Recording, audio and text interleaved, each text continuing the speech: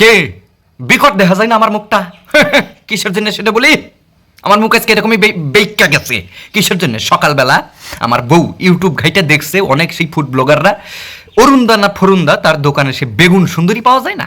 এবার আমার বউর খুব ইচ্ছা হয়েছে বেগুন সুন্দরী খাইব।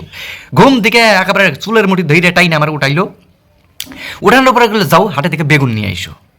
এবার গেলাম বেগুনওয়ালার কাছে যা যখন দামটা জিজ্ঞেস করলাম আর বললাম যে দাদা ভালো দেখে বেগুন দেন, আমার বউ বেগুন সুন্দরী রান্না করব। সে 100 গ্রামের দাম যখন আমার বললো, আমার মুখটা বান্দরের মতো মানে এরকম হয়ে গেছে। 15 টাকা শ, মানে 150 টাকা কেজি। সাথে সাথে আমি আর দেরি করি নাকি পাশে একটা মিষ্টির দোকান থেকে 10 টাকার একটা জলের বোতল নিয়ে 2 ঢুক খাইয়ে গলাটা ভিজাইলাম। ভিজানোর পরে বেগুন নিয়ে বাড়িতে চলে আসলাম। আসার পরে বউ যখন কাটছে দেখে যে ভেতরে 4 জন এইভাবে তাকাই রয়েছে পোকা। তারপর আমার মাথায় আসলো যে 150 টাকা কেজি তো এমনি এমনি নেয় নাই, হ্যাঁ সাইডে পোকা ফিরি সাথে। যাই হোক এবার বাদ দিলাম বেগুনের কথা, এইবার আসি আলুর কথাই। আলু 34 টাকা কেজি।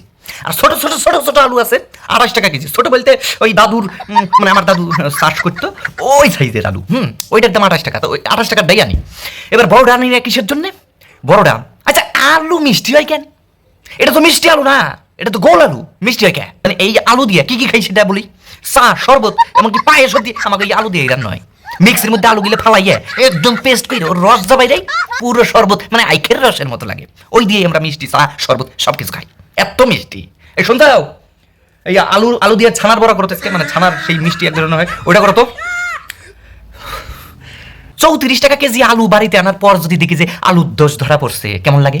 আমার না, আলুর যদি দোষ ধরা পড়ে, পোকা থাকে, সবুজ কালার, এই নানান রকমের শক্ত হয়, সেই আলুটা শক্ত হয়, কেমনটা ঠেকে? খাইবো কি? গরিব মানুষে কি খাইবো?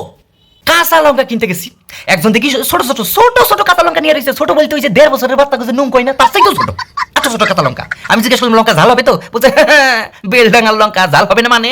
300 গ্রাম লঙ্কা আনলাম। বাড়িতে এসে যখন লঙ্কাটা খাইলাম না, ওটা বেলডাঙ্গার লঙ্কা ছিল না, বালডাঙ্গার। জাল নাই? আজকে যদি দ্বিজেন্দ্রলাল রায় বাঁচা থাকতো, উনি ওই কবিতাটা লিখতো না যে ধনধান্যে পুষ্পে ভরা আমাদের এই বসুন্ধরা, উনি তার সাথে এটা লিখতো ধনধান্যে পুষ্পে ভরা আলু বেগুনে পোকা ভরা লঙ্কার তো পোঙা মারা।